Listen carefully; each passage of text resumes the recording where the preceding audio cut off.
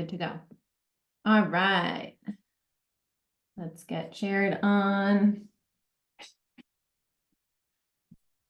Oh, Luna's like on my chair, so there we go. Yay! Hello! Hello. We made it. Thank you for your patience. I was having technical difficulties. How are you? Doing good. Not too bad. How are you? Good. Long time no see. We just had our session like what feels like a few hours ago, but it was last night. Like 14 hours ago. 14 hours ago. Now we're just on a different platform. Yeah. All right. Good morning to everyone who's joining. All right. So let's start with a little grounding, and then we can do a little intro and then dive in. How does that sound?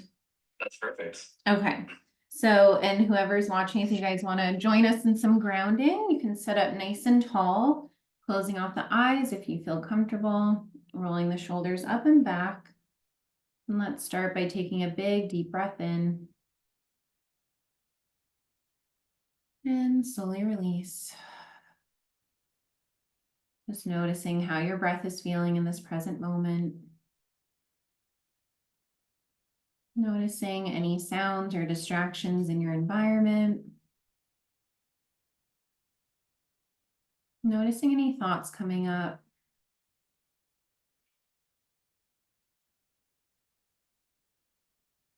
And then refocusing on the breath. And then bringing your awareness into your body, just noticing any body sensations, any areas of tension or tightness. Doing a quick body scan, relaxing your brow line, your jaw, your shoulders, your heart, your chest, your abdomen, the base of your spine. Noticing any tension in your legs or toes or fingers or arms. And sending an intentional breath into any part of the body that needs it most.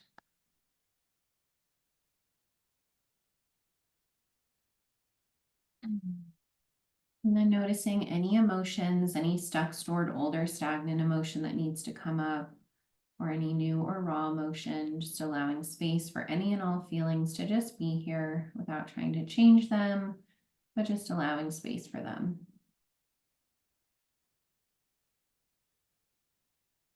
And then noticing any resistance to being in the body, to slowing down, any urge for the mind to pull you back with thoughts or overthinking, and dropping back into the body by deepening your breath, knowing that your breath is always available to you. And now together, let's take 3 long deep breaths. You can place your hands on your heart, your abdomen, or your legs, whatever feels best for you. Starting with the first inhale, we're going to breathe all the way in, holding the breath at the top, and slowly release. And again, breathing all the way in, holding at the top, and release. And let's do one more, breathing all the way in, holding at the top, and release. And just noticing how your breath is feeling compared to when we started. Noticing if it feels softer or heavier. Just allowing it to be whatever it is. Just gently observing. Noticing if anything new has shown up. And remembering you always have your breath to come home to. And when you're ready, you can start to take any small organic movement, maybe some neck rolls, or some side stretches, or anything else that your body's asking for. As we start to slowly come back to the present. Yay! How did that feel? Good. Yeah, as we were saying last night, this is literally called fear. Feel the fear and doing it anyway. And I was like terrified to come on this live. So I know. it's definitely helpful that we just did some breathing first, and Yeah. definitely was needed to start. So let's use this as a real live example for this topic because it's so important. So on a scale from 0 to 10, 10 being the highest that the fear is, what would the number be now? And then I'm going to ask you again when we're wrapping this up. Okay. Um, Probably about a 6 or a 7, I would Okay. say. And so just for, background context for people to know, it's because this is your, what, second live ever? Yes, second live ever. Yeah. So it's a perfect example of whenever we do something new, it's going to feel terrifying.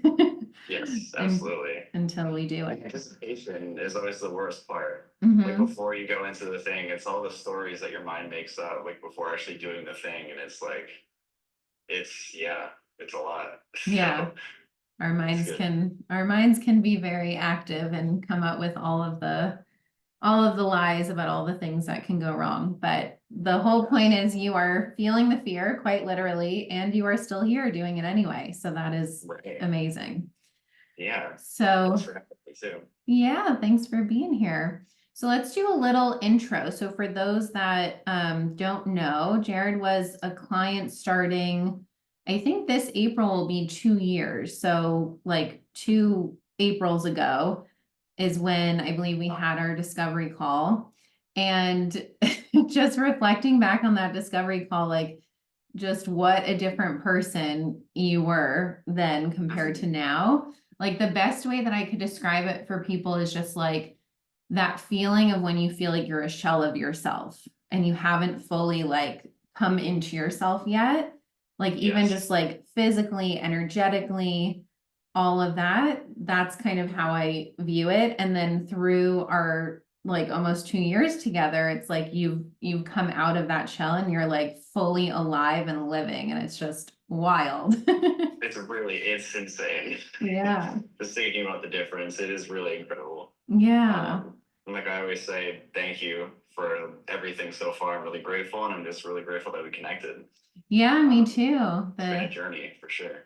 It has. Yeah, and it started with yeah, a former client. I think you had seen me on her page and then started following me and we connected that way. And since then, you've done one-on-one with me, our men's group Real Men Heal, and our men's mastermind, the Mindful Masculine Mastermind.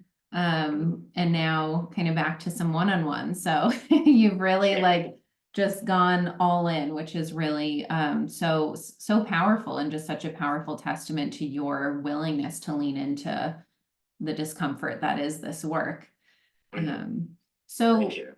Yeah. yeah, so why don't we start by if you want to just share a little bit about like where you were during that time of our discovery call and then kind of where you're at now, and we can just kind of see where it goes from there. Yeah. Oh man. So when we connected, I was in a pretty dark place, I think, mentally.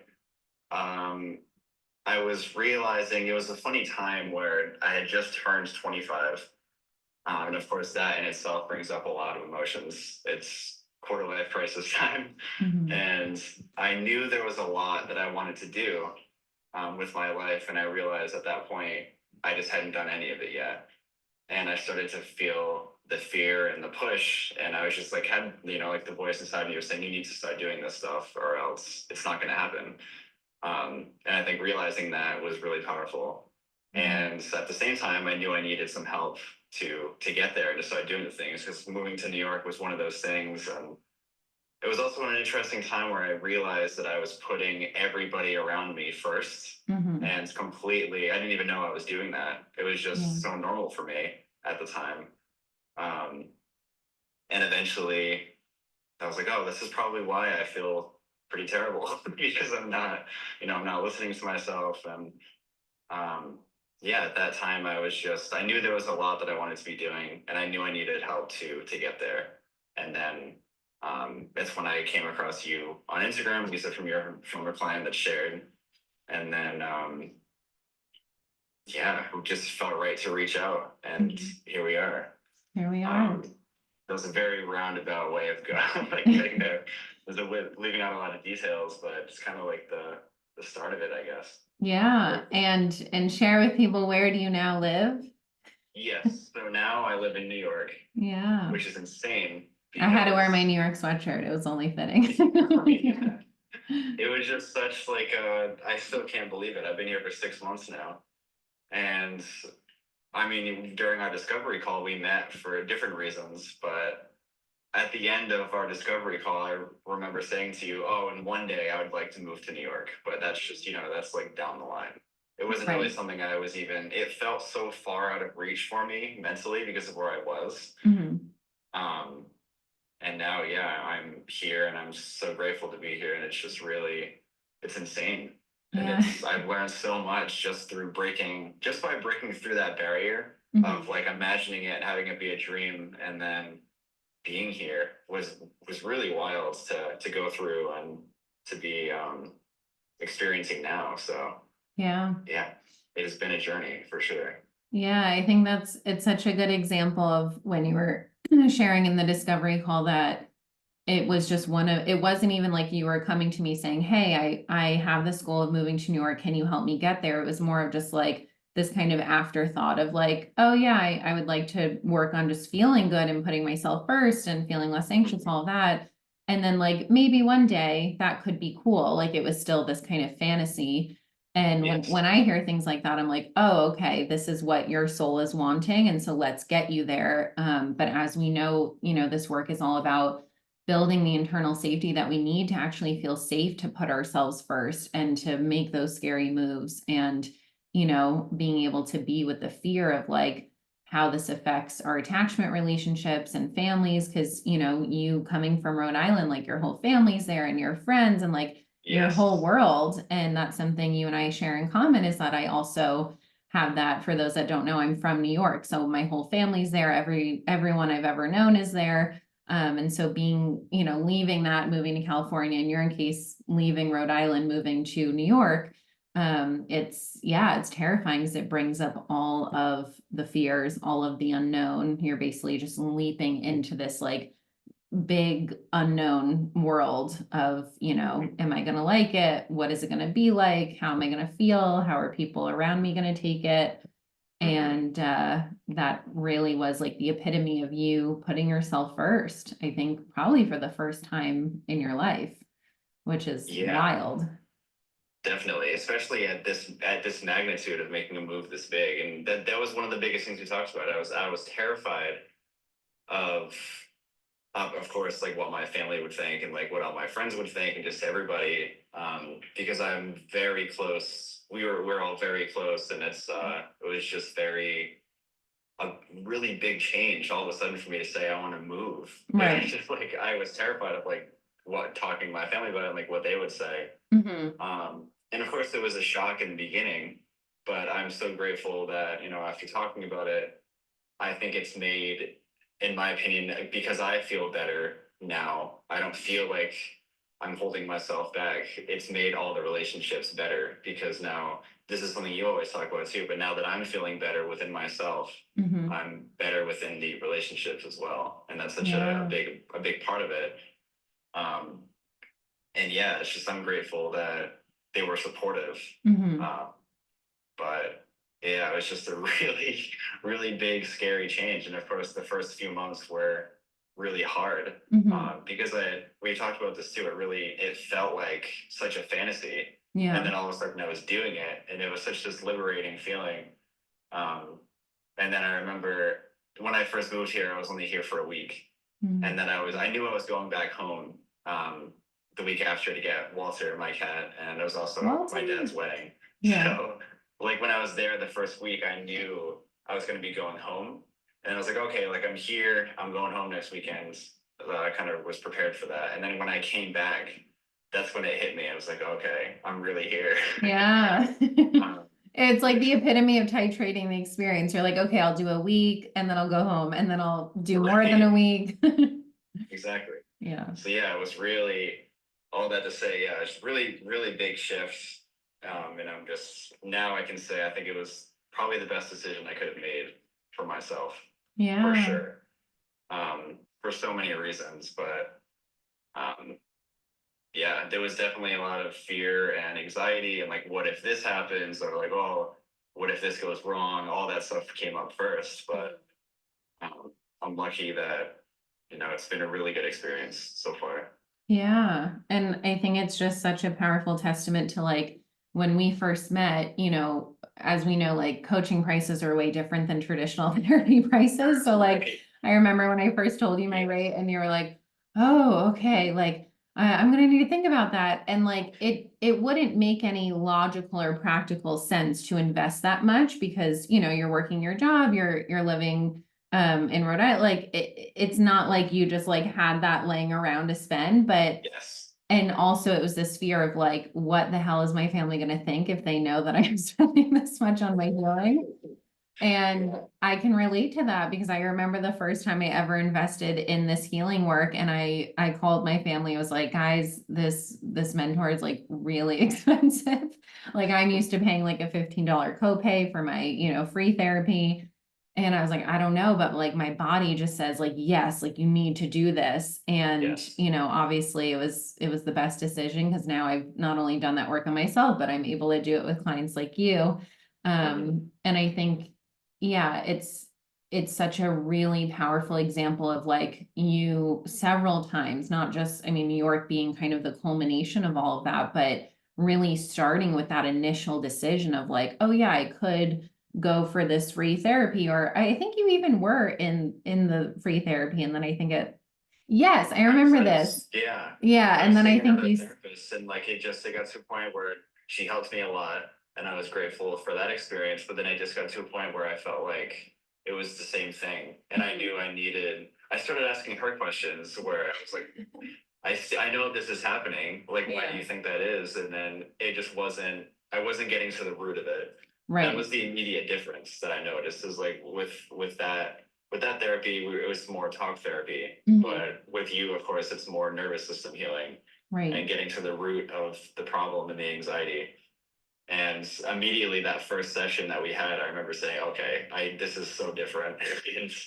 it's yeah, it definitely um yeah, I ended up switching over to you instead just because it felt like the right move.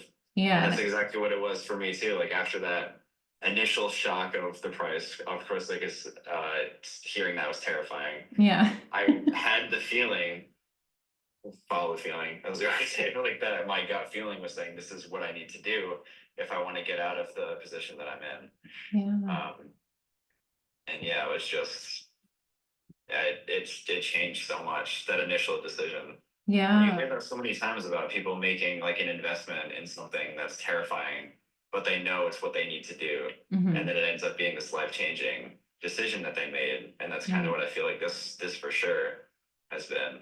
Yeah. And I think it's, people remembering, like really thinking about what is the return of this investment going to be? Because it's not just financially, although you have had a lot of incredible opportunities come up of like feeling safe to actually get paid to do what you love to do. And that in and of itself is probably worth the investment and then some, but more importantly, just like the return of investment of how you are feeling in your day-to-day life, right? And like Yes, compared to before, just being able to feel how you want to feel, like that to me is worth everything. It's like the most important thing in the world.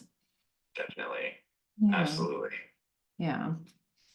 So maybe we can dive into a little bit around just like specifically because when we met you were doing photography, you were doing all the things you love, but just compared to kind of like it's just mind blowing, like compared to where you are now, just in terms of like your work and your creativity and all of that, like maybe we can talk a little bit about how that's evolved for you and then Of course. kind of what helped you feel safe to really lean into taking all of that a little bit more seriously for yourself of like, oh wait, I do get to get paid to do what I love. It does get to be this good.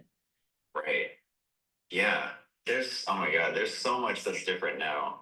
And I feel like a lot of it before, especially because I do YouTube also, and then it's photography. And um, I guess the first thing that just comes to mind is with YouTube. It was something I really wanted to take seriously.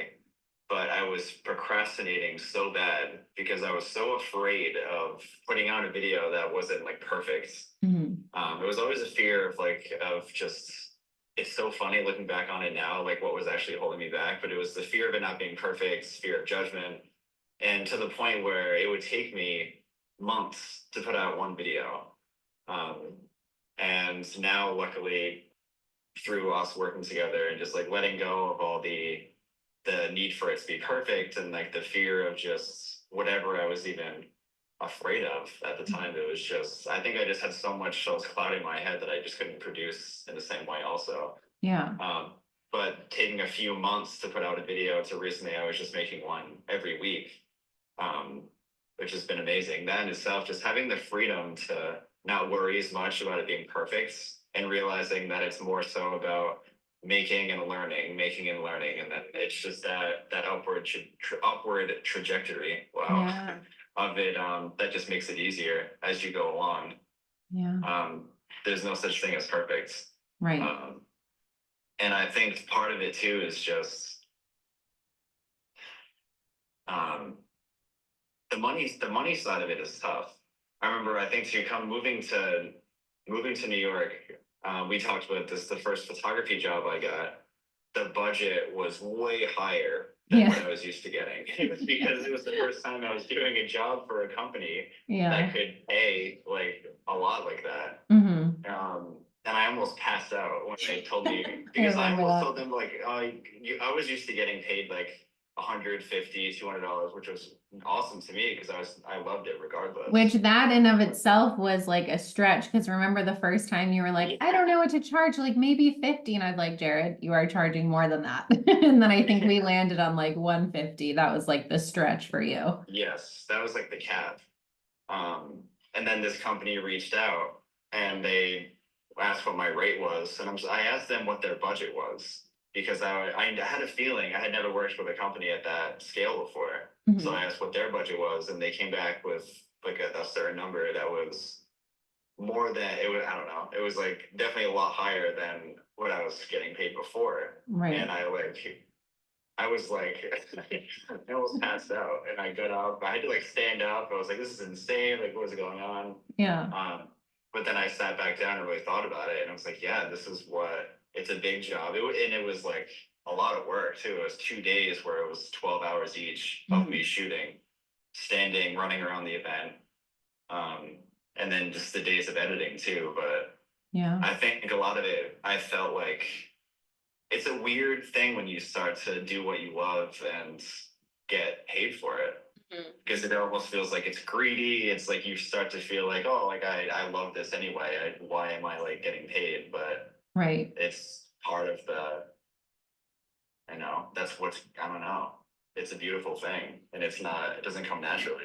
It doesn't come naturally at all, like at all. I still have these moments like to this day, and I've been doing this for like 2.5 years, and it's still like, oh my God, like this gets to be my reality. It's like it can still feel a little bit shocking to the nervous system when we're so hardwired and conditioned to believe that money comes only from, either like working the hardest you can possibly work, which is just not actually true, or doing something that is not in alignment. Right. And I think, yeah, for you, it's really, you've been in this really beautiful position because you actually really love your job. And then all of this other stuff has just been like bonus cherries on top. And so it's been a nice way to kind of just build off of that foundation.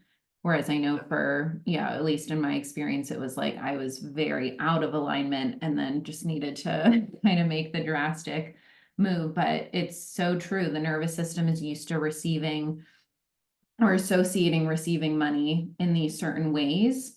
And also just like when you start to receive more, your nervous system is like, what the hell is this real? Right. And so even though like cognitively, that's what you want, right? Oh, I want to be able to work these big jobs and get paid to do what I love. Like we had to do some processing around like, you are safe to receive that, because your nervous system was like, this doesn't fully feel safe. And I think that applies to so many things of we can want all of the things in the world, but the universe will only give us what we actually feel safe to receive. And I think that's such an important part for people to really remember and look at, is like, okay, if I'm not where I want to be, or if I'm not getting paid to do what I love, or if, I'm just struggling with my relationship with money, like, where are you not feeling safe to actually receive that? And for you, the fact that you were able to have that experience, it then stretches that in your nervous system so that you attract more and more of that, which I Right. believe you have. It's like, I feel like that was kind of the initial start to it. And then after that, it was kind of this domino effect where like you were getting more opportunities and then another opportunity. And then you were like meeting all these people that you wanted to meet. It just like, it was like just exploded from there.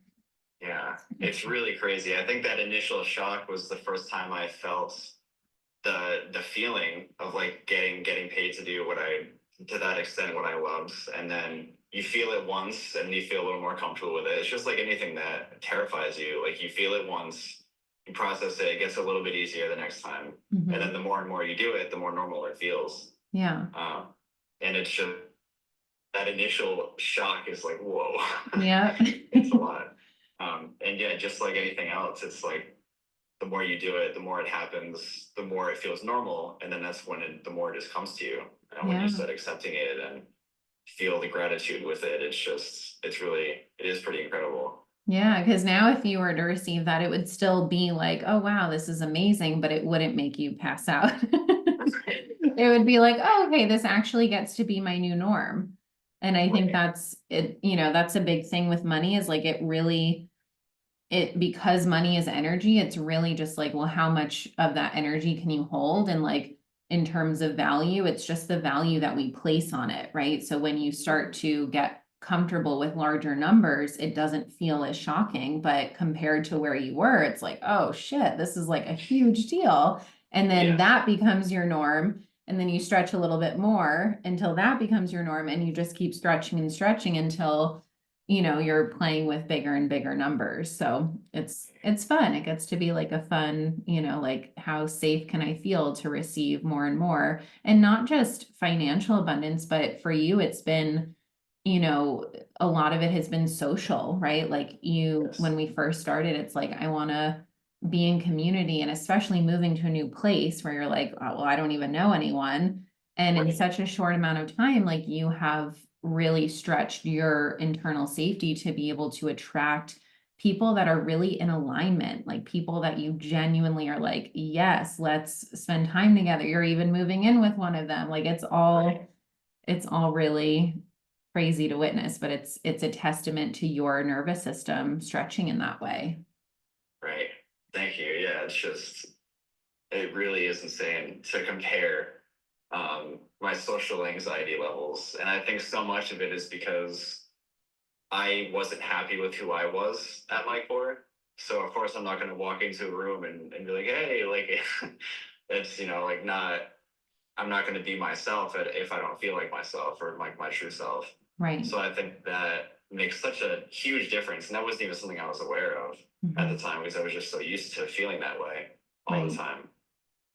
So yeah, it's really insane. I'm still every day so grateful for it. Yeah. Um, and I really feel like now I'm starting to feel, I mean, it's every day over the last 6 months, it's gotten, of course, there are some rough days still all the time, but just being able to see the progress and just feel better than I did and just like wake up feeling better it's so amazing. Yeah, Um, and I'm even thinking just about how much more quickly you're able to move through things now. Like I'm just thinking about last night's session, for example, of, there's something that causes fear or anxiety, and just our ability to get to the root and then be like, oh, that's what was happening. And then you actually then shift it, which I think is the part that many people really struggle with, is the integration piece. It's like, we can know all the things, we can get to the root of all the things, but if we don't actually like take those steps to shift it and apply it, then we just stay stuck in that old wiring. And that's something that feeling the fear and doing it anyway has allowed you to experience, of like, oh, okay, I can get to the root, I can process through this, and then I can actually take the action that feels scary. Like, think about the first time that you went on the plane, like you had never flown before, right? Like that was your Right. first plane ride ever. Yeah. Yeah, by myself. That was my first. That was insane. Yeah. And you were like freaking out before, and then you did it. And I think it was this whole like spiritual awakening where you landed and you were like, oh my God. Yes, it truly. I was thinking about that before the call. I think that was probably one of the scariest things, if not the scariest thing I've done, anxiety wise. Because, first of all, I'm afraid of heights. Second of all, the fear of not having like control over a situation is so high in a plane because Right. you're literally in the air in this metal thing that somebody's controlling, and you're like thousands of feet in the air.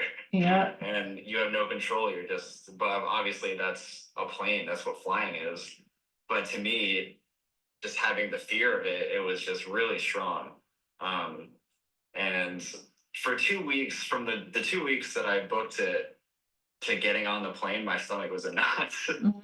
And I was like, I almost canceled it. I was debating on if I should just take the train instead.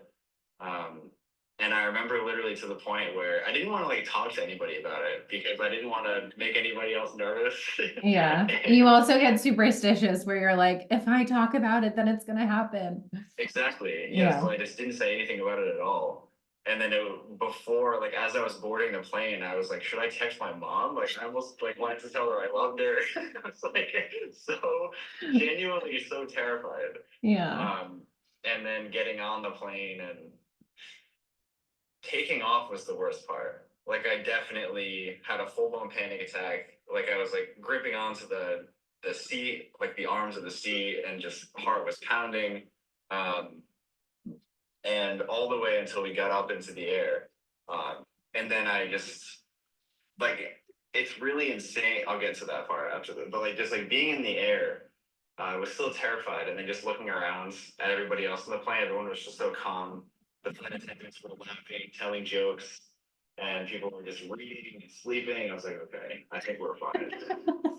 And then for me, like getting through that, I was still like on edge, of course, because we were in the air. But once we landed, pretty sure I had another panic attack when we were landing because you're coming down and like that feeling of being lifted, I've never liked.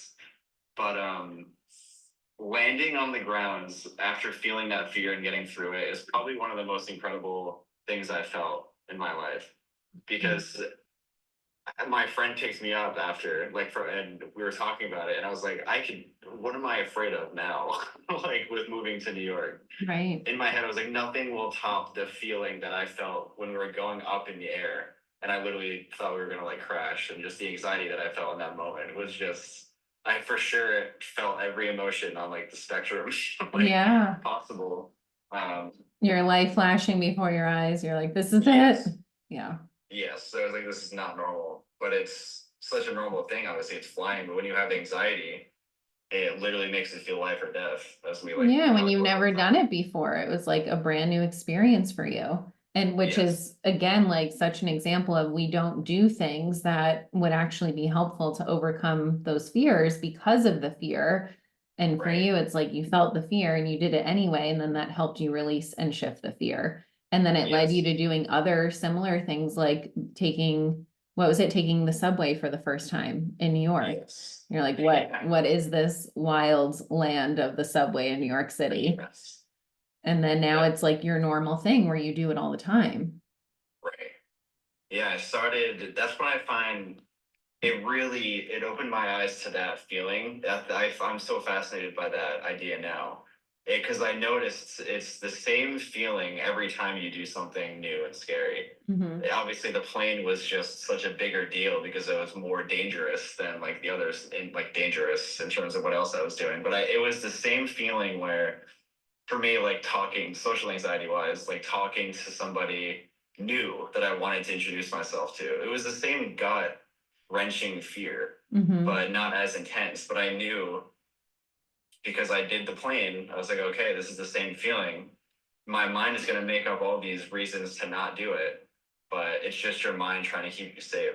And Yep. it doesn't, it's that also was something huge that I learned like through us working together is that quote that's like your mind tries to keep you safe. Oh, your mind is there to keep you alive, Alive, not to keep yep. you happy. Mm-hmm. That is like mind blowing because then that's when I just realized like your mind is going to make up all these reasons to not do something. Yep. But when you actually do it and you realize that your mind was just playing tricks on you, then that's a huge shift. Yeah, Because totally. then it's just you can talk to the person and you're not going to die. It's Yeah. like, yeah, really interesting. I just like that was very eye opening. Yeah, and like because of that shift, you like speaking of meeting people, like you have, I mean, New York is filled with, you know, people all around that you know, if you're hoping to run into anyone, probably is going to happen in New York. Right. And you gave the example of, yeah, one person that you had been a fan of for a while and then feeling too scared to say anything when you saw them the first time, and then the universe like gave you this second chance and you just went for it. And then I was like, oh, okay, like I got this.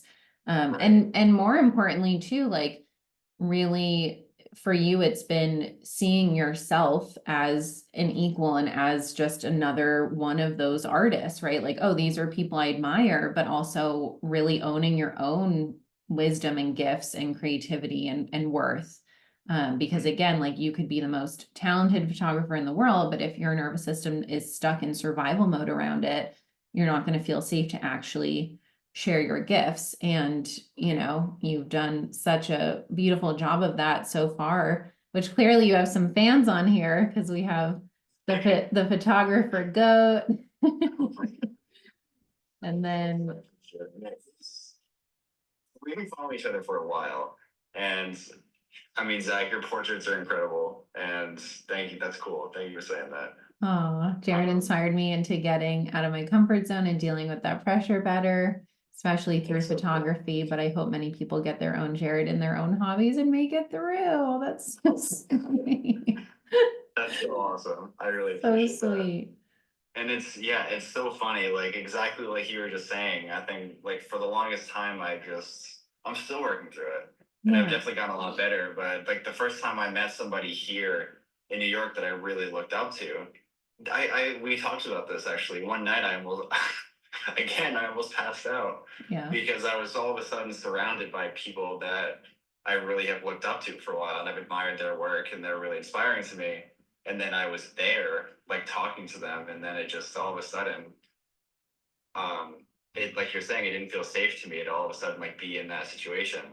Um, and I was putting everybody on a pedestal and like not um, really just not seeing myself eye level with them. I was Mhm. putting like their talent level above like who we are as people, and it's like just at the end of the day, like we're all just doing something that we love. Yeah. And And I think being here has been really important for me to realize that because Mhm. like we're literally that's it, like we're all just doing what we love, and I was just putting people on a pedestal for a long time. Yeah. um so it's really interesting, but I think my favorite example so far has been the one where, you know, you were such a fan of this person and then you found out they were actually a huge fan of yours. And that right. that took you both right off the pedestal. It's like, oh wait, we're both just fan humaning over each other. Right.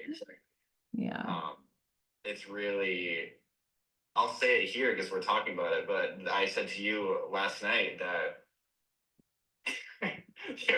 this is crazy. Like they were treating me like an equal. Yeah. And that sounds so awful to say out loud, but for me to when I was literally folding laundry the next day and I was thinking about that. I was like, why did this bother me so much? Or why did this affect me so much? And I said in my head, it's because they were treating me like an equal. And then I literally stopped and I laughed to myself. I was like, that's insane. Like that's so awful to say about yourself, but Right. it really was eye opening to show me where I actually was, like Yeah. what I was actually thinking about myself and really feeling and just my own potential. And um, yeah, it's just that started another shift recently that I'm working through at the moment. Right.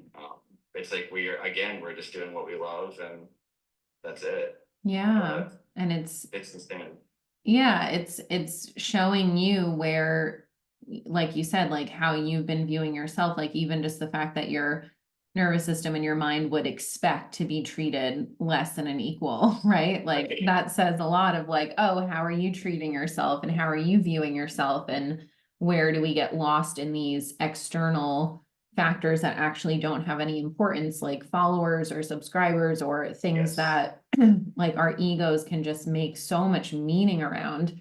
Yeah, Ali said depedestalizing people is huge, something I worked on a lot, which is why both of you are my clients, because we attract, we attract the clients that are past versions of ourselves, and pedestaling people is something that I've had to work on big time. So now as I'm working through it, I get to help you guys work through it, but it really all just comes down to, yeah, self-worth and self-belief and feeling safe to really own you and the magic of you. And something that I had to work through big time was I would either put others on a pedestal, or my ego would get inflamed and I would put myself on a pedestal, and not in a like we need a healthy ego, right? We need, like, ego is just sense of self. So we need a strong sense of self. We need a strong, what's called an egoic container. But when we put ourselves on the pedestal and our ego gets too inflamed, it's actually this like overcompensation of not feeling enough to just be grounded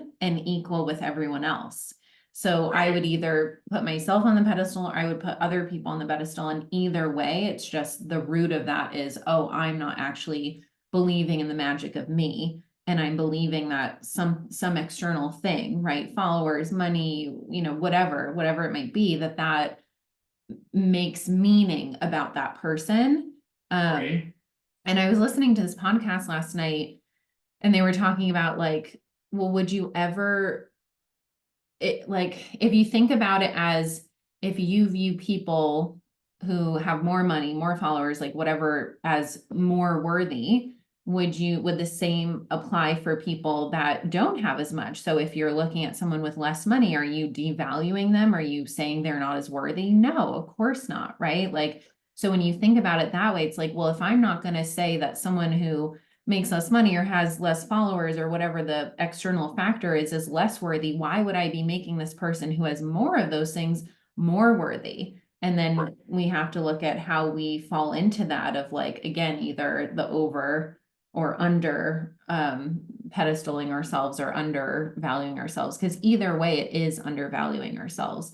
And when we come back to our true core, authentic, highest self knowing and being, it's like none of that shit matters. Like all that matters is, do we feel safe to own our own magic? And the more we do, the more we feel safe to appreciate other people's magic from a grounded place, not from a disconnecting me and putting them on this higher ground that doesn't exist. Definitely. Yeah, Yeah. it's really insane. And I think something I really didn't that was like the norm for me for so long. I didn't understand where it was coming from. And through us working together, I realized that I felt like any sort of confidence in what I was doing was like Was me being cocky. cocky. So Every I time. didn't even know that was happening. And like any type of like belief I had, or like any little bit of confidence that I had in something, I was like shoving it down because I didn't want to be seen as cocky, or and that affected me in so many ways. Yeah. Because obviously that's like, if someone compliments me, I'm like, oh no, don't. Like I don't, because I was afraid of the like whatever my own fears were, the Right. being cocky or being too confident. And it's like just not, nobody is thinking that ever. Mm-hmm.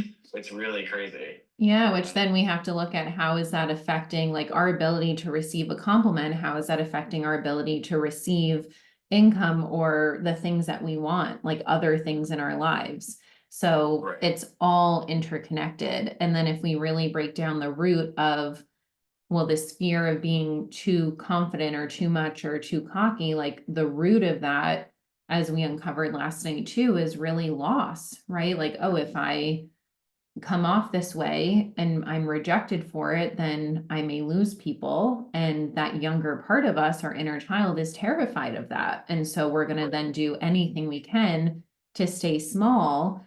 And it feels safer of like, oh, I'm going to just be self-deprecating because that feels safer than risking other people judging me or rejecting me. And so a lot of this work that we've done is just like showing little you that, oh, you are so safe to take up space. You are so safe to use your voice. You are so safe to believe in yourself and know that anyone that you lose from being your most authentic self is not anyone that you're meant to have an alignment in your life anyway.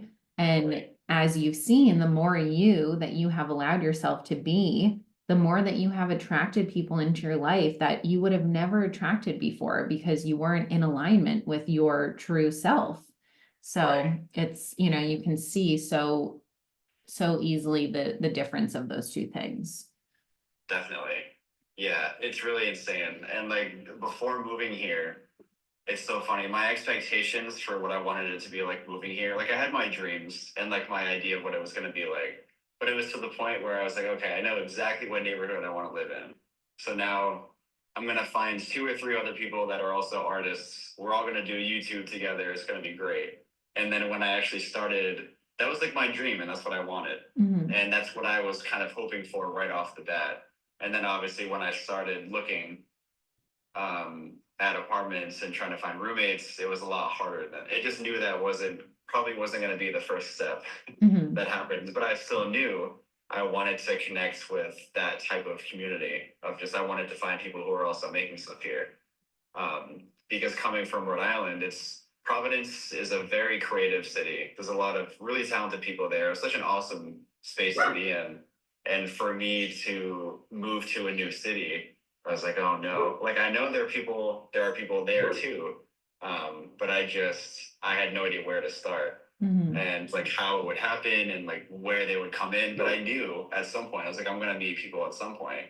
Um, it just might take a little bit of time. And then sure enough, like I now being here for 6 months, like I got lucky because I started to reach out to certain people and stuff, but I was connected to the creators NYC is the group that I spend a lot of time with now.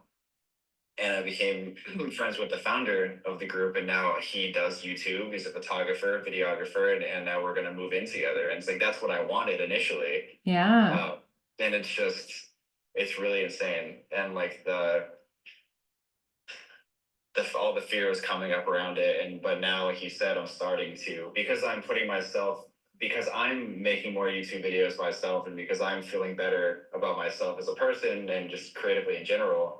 Now I am starting to meet the people here that I wanted to, and it's just if you're putting them all on a pedestal and if you're thinking it's this like fantasy thing that's way out in the distance, Yeah. then you're not going to meet them because you don't think it's possible, but it totally is. You just have to get to that point yourself where you feel good and you feel like you belong, and so much of it is your mind. Mhm. It's really crazy. Yeah, because then you're disconnecting yourself from where you are and where you want to be. Whereas with this, and I think a big part of it that's important to note is that we had to do a lot of work of not attaching your worth to your work too, right? Because Yes. Oh when we yeah. do that, the universe is also going to block, those opportunities or those aligned people from coming in because it doesn't want you to believe like, oh, you need this to feel worthy. And so even Right. you taking, intentional breaks from like I remember that one session where it's like we're just going to focus on desire, right? Especially because you're a generator too. It's like you're designed to focus on desire and not like, oh, I need to stay home every night and work on this video or like go out and take photos. It's like, what do I actually desire? And like allowing yourself that permission to just fully live and have these experiences that you wanted to have. And because you did that, you then gained, it's all that ripple effect of like you gained inspiration and like kind of got that creative flow back where now you actually genuinely desire to work on these videos. Whereas before it was like, well, if I'm not doing this, it doesn't feel safe because I am a photographer, I am a videographer. And so what am I without those things? Yes. And I think this is something that many people can relate to. And like I've had to work on that myself of like, if I'm not focusing on my mission and my purpose, like really just can I be present with just living life and like being a full human and Right. knowing that that's all connected, like they're not separate things of like my purpose and my worth. It's like or like my life, it's all connected and it all, it all ties together. And I think just the fact that you literally manifested like your living situation, but it's a really good example of needing to release the how, because your mind was like, I want this.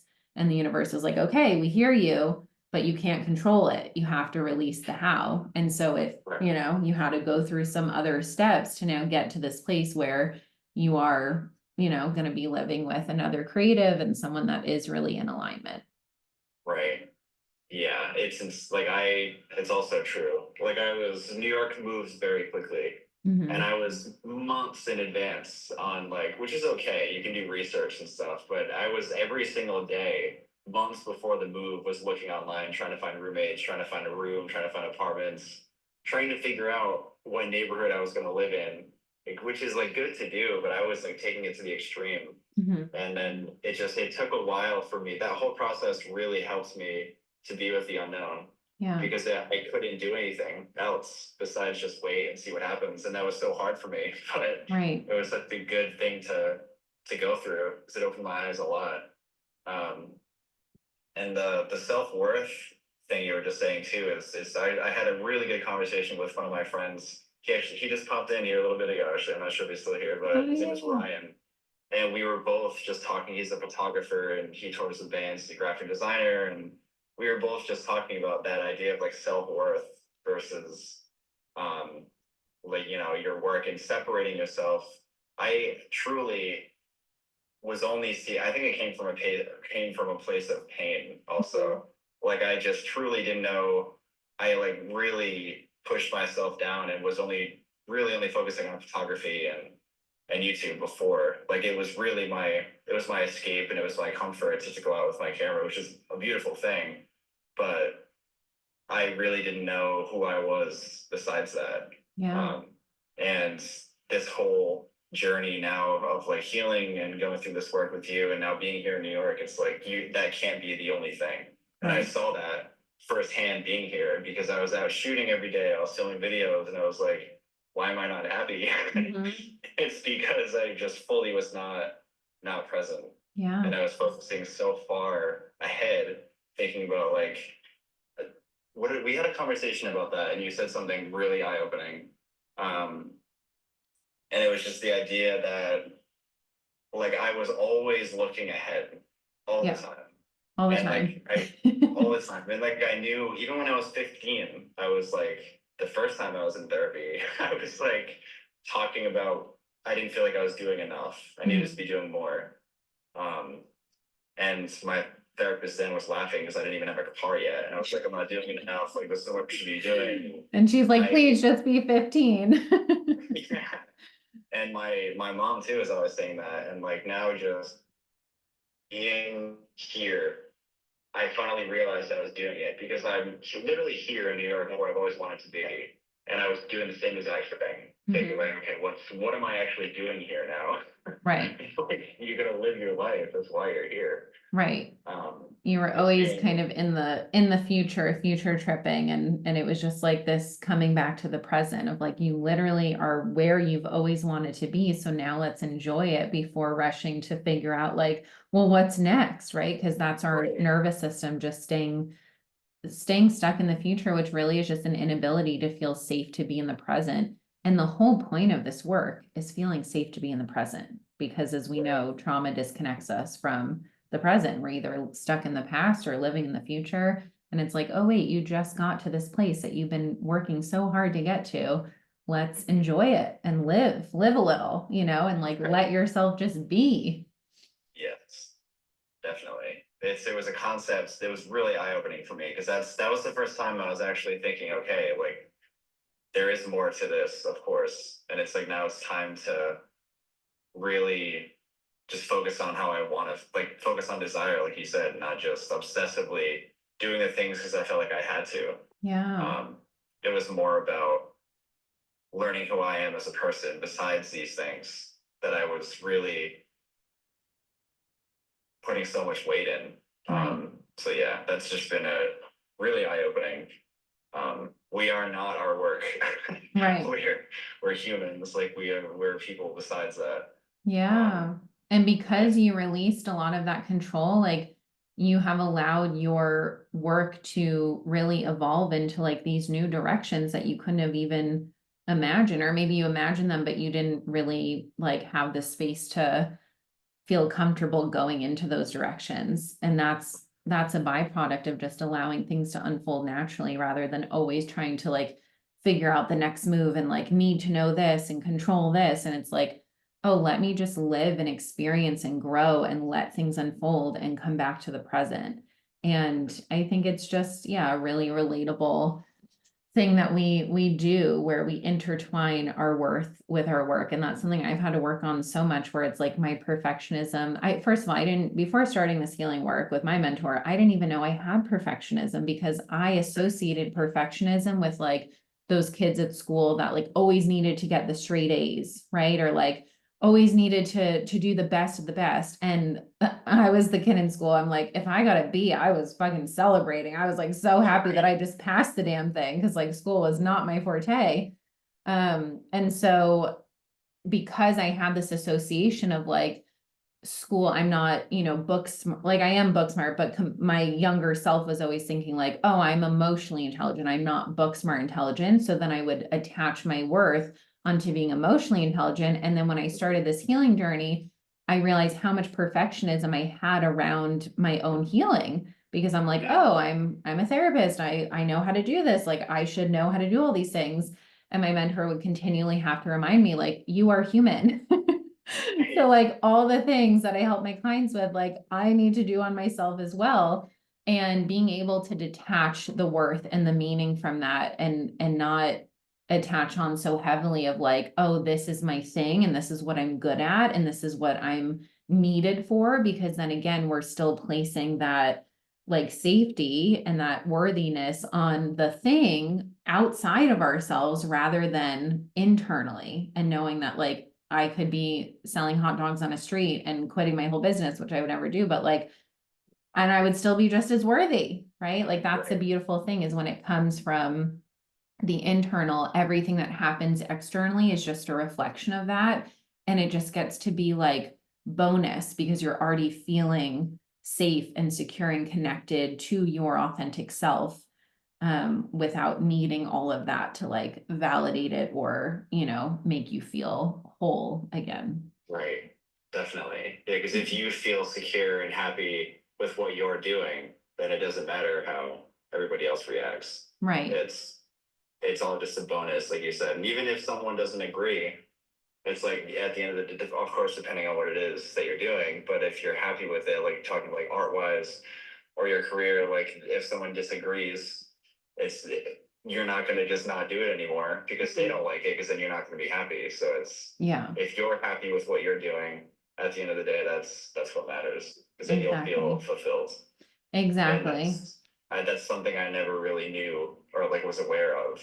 It was always like I really struggled. That's like a whole other thing I can get into, but so much of it was putting external weight on reactions. And if I didn't get the reaction I was expecting, I thought I wasn't good. Right. Or it's like I thought I was doing something wrong or whatever. It's like I was really, if so much weight was being put on the external instead of focusing inward. And only like when you start focusing inward like that, then exactly as you said, you start to see that the external is just a bonus. That's not the point of it.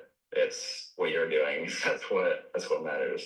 Exactly. And it's like when we talk about the external reflecting the internal, it's because that's where the growth and the lessons are. So if the universe just gave you all of that externally, it wouldn't have forced you to have to turn inward.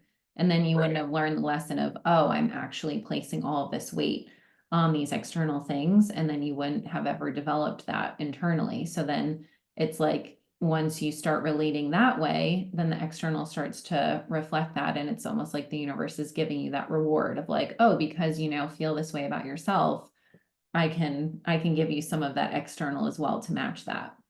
Right. Someone said, are we allowed to ask questions? Yes, absolutely. And just keeping an eye on the time, we should start wrapping up soon. But I would love, let's see. just to have some space for you to share anything that, you're available for in terms of your art, how people can connect with you, how they can reach you if they're interested in, your photography or your videos or any of the amazing creative work that you do. And then I'll share a little bit about, Real Men Heal, and maybe have you share a little bit about your experience in that too. And then we can take some questions and then we'll wrap up from there. Yeah.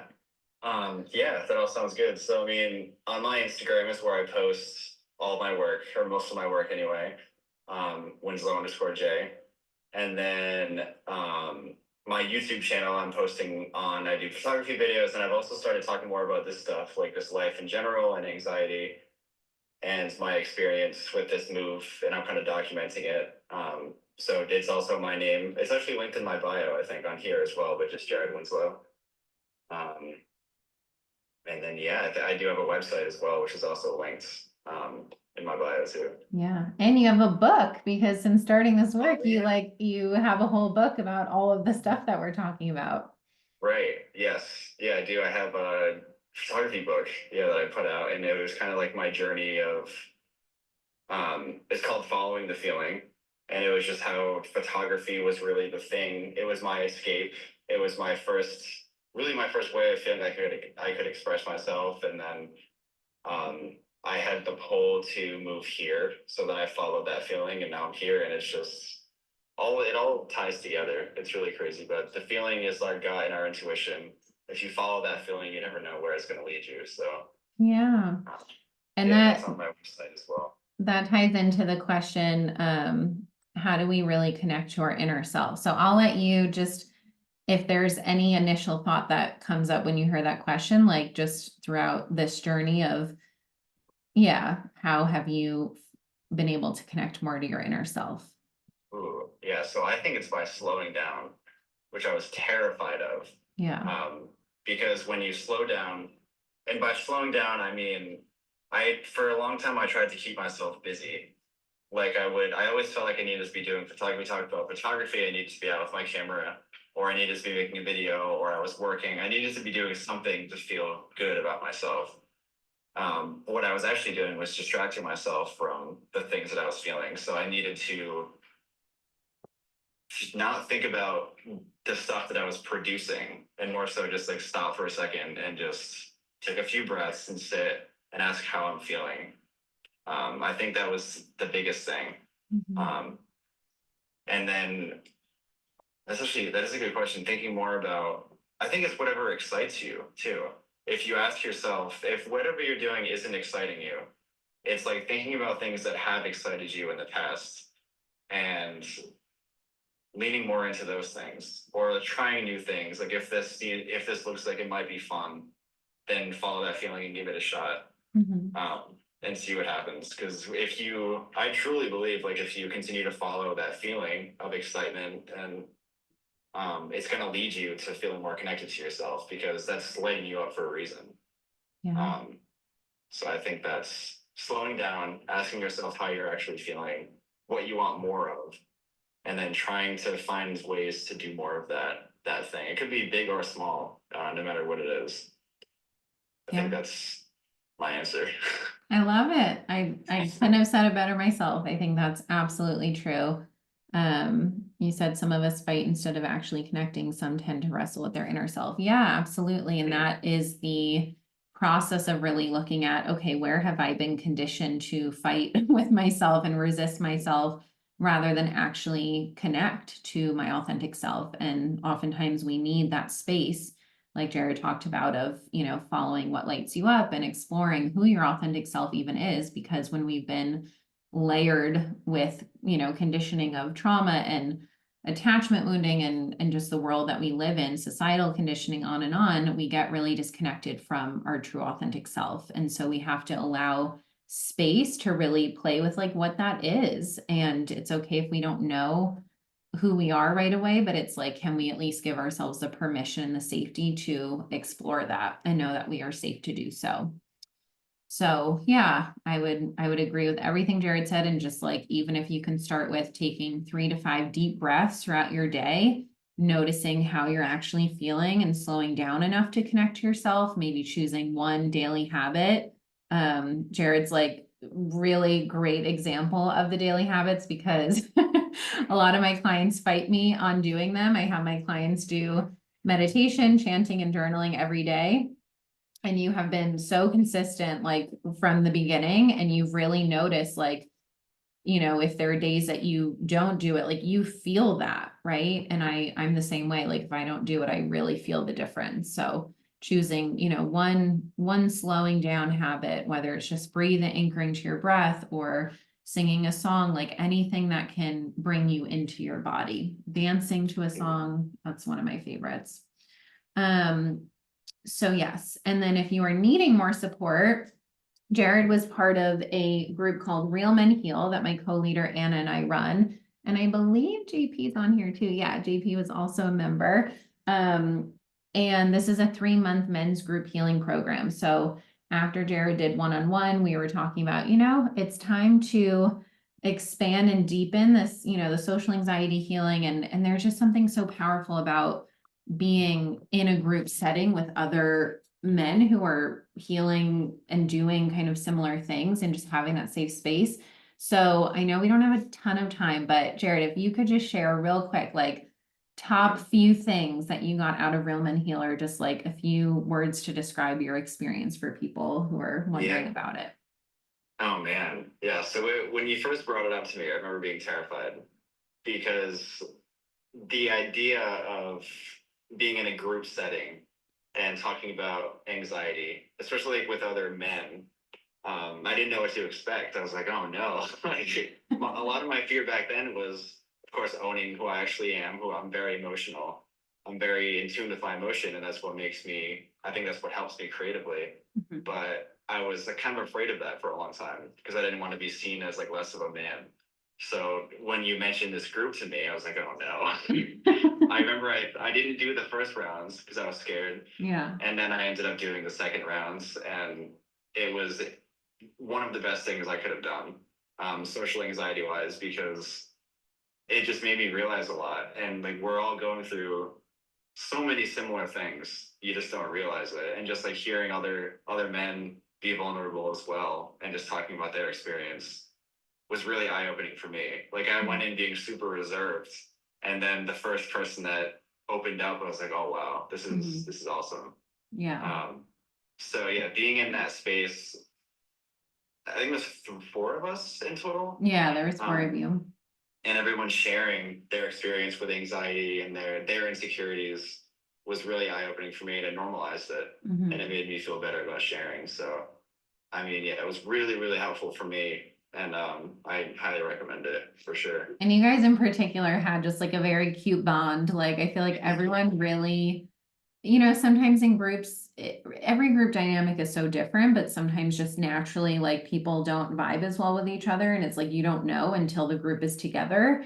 But with your group, like all 4 of you, just like you really just vibed well together. Like you all kind of like played off of each other and like just were so supportive of each other. Like you guys would jump in the Slack and just someone was, you know, having a moment and you were like just jumping in to support them. And then in the mastermind group, two of the 4 continued, and or 3, wait, was it 3?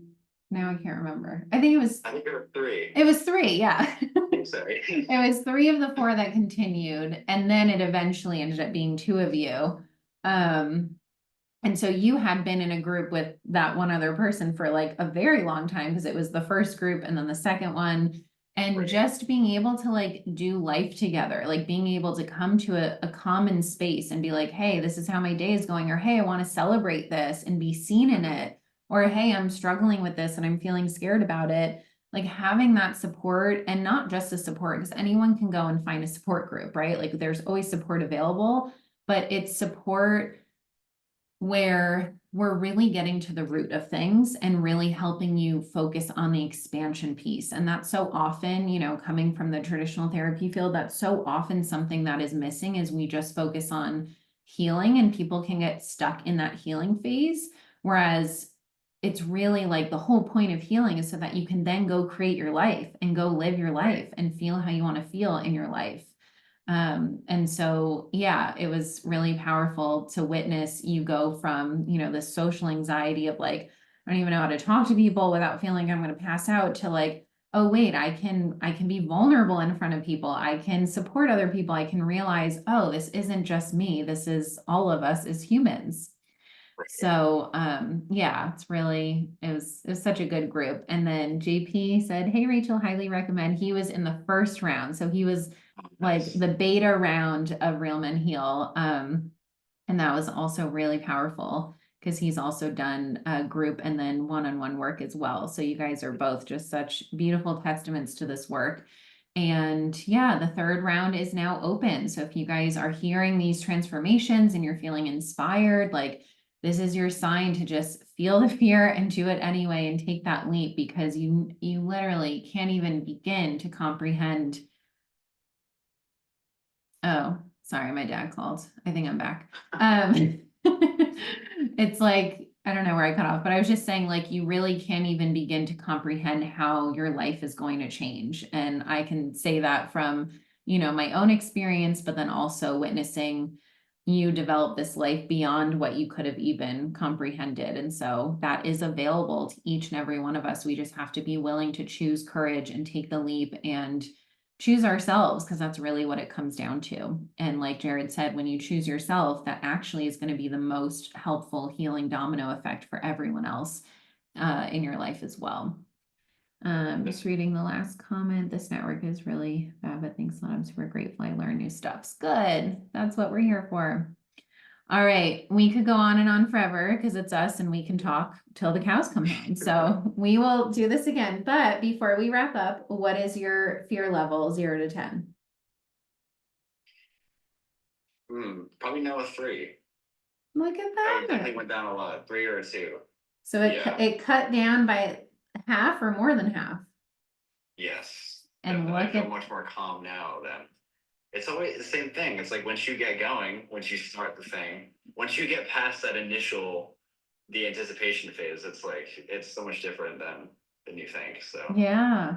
So it's again, just powerful example. You got to face the fear, feel it, allow it to move through. And then the thing is not as scary as anymore. So next time we do this, you might start at a 2, who knows, right? Or maybe it won't even be any, and you'll be like, wow, who am I?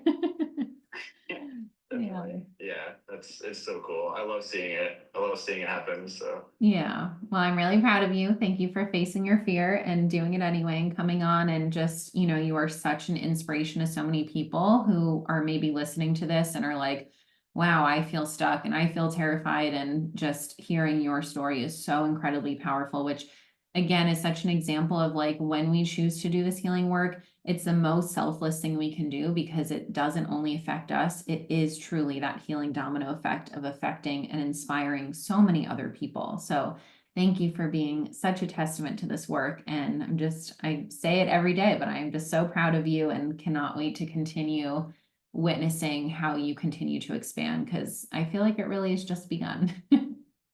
yeah, thank you so much. I really appreciate it. Thank you for having me on. This was cool. Yeah. And yeah, I'm just, as always, so grateful that we connected in the first place. It's been a wild journey for sure. Yeah, for sure. Me too. Very grateful. All right, everyone. Thanks for tuning in. If you have any questions or are interested in any of the above mentioned services, just reach out to either of us, and we will see you next time. And thank you again, Jared, for coming on. Mwah. And I will talk to you guys Thank soon. you. All right. Sounds good. Bye. Bye. Thank you guys so much for tuning into that episode. I will tag Jared's handle in the show notes so you can connect with him. Go follow him for any photography or videography needs. He is incredibly, incredibly talented. Cannot recommend him enough. And if you are interested in Real Men Heal Round 3 and want to have a transformation like Jared's, please head to the link in my bio or reply to the email, and you can apply there or ask me for the application. I would absolutely love to guide you home to you. Thank you for tuning in. Love you all. Mwah, and see you on the next episode.